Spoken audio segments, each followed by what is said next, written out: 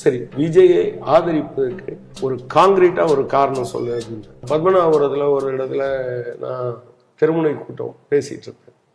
நான் பேசி முடிச்ச உடனே ஒரு 4 பையங்க அப்படி தூரமா நின்று டிவிக்கேன்னு கத்துனாங்க. சரின்ட்டு முடிச்ச பிறகு அவங்க டீ சாப்பிட்டுட்டு இருந்த இடத்துக்கு போனேன். சரி, நீங்க ஏன் விஜய் ஆதரிக்கிறீங்க அப்படின்னு கேட்டேன். சொன்னாரு, அவர் கேரியரின் உச்சத்திலிருந்து வெளியே வந்திருக்காரு அப்படின்னு சொன்னார். ஓகே, அப்போ நாளைக்கு லட்சக்கணக்கான கோடி ரூபாய் சம்பாதிக்கிற டாட்டாவோ பிர்லாவோ அதானியோ அம்பானியோ இதை விட்டுட்டு நாளைக்கு நான் பிரதமரமா வர்றேன்னு சொன்னா அவங்கள ஆதரிச்சிடலாமா அப்படின்னு கேட்டேன். அவங்க ரொம்ப அமைதியா இருந்தாங்க. விட்டுட்டு யார்கிட்ட வந்தாரு அப்படின்னு கேட்டேன். எல்லாத்துக்கும் ஒரு நாள் இல்லாமல் போகும் இல்லையா?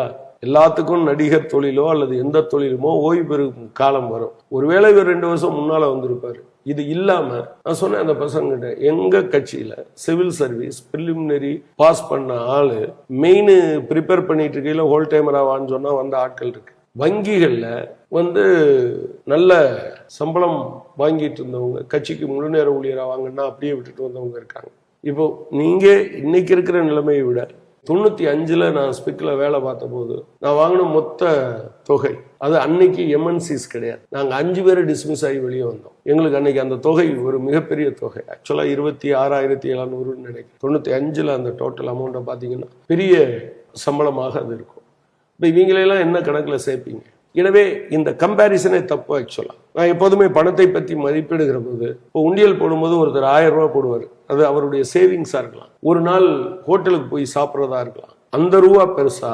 இன்னொரு அம்மா உண்டியல்ல இருக்க 10 ரூபாய் எடுத்தாந்து கொடுப்பாங்க, அல்லது வேற எங்கேயாவது தேடி பிடிச்சி எடுத்துட்டு வரும். அது குழந்தைக்கான சாப்பாடா இருக்கும், அப்பாவுக்கான மருத்துவமா இருக்கும். இது ரெண்டையும் ஒரே தராசு தட்டுங்கிறத விட இந்த 10 ரூபாய் 5 ரூபாய்ன்னு சொல்றது இதுக்கு பெரிய தொகை. இனிமே நீங்க கேரியர்னு சொல்றது எதை சொல்றீங்க? ஏன் இல்லை?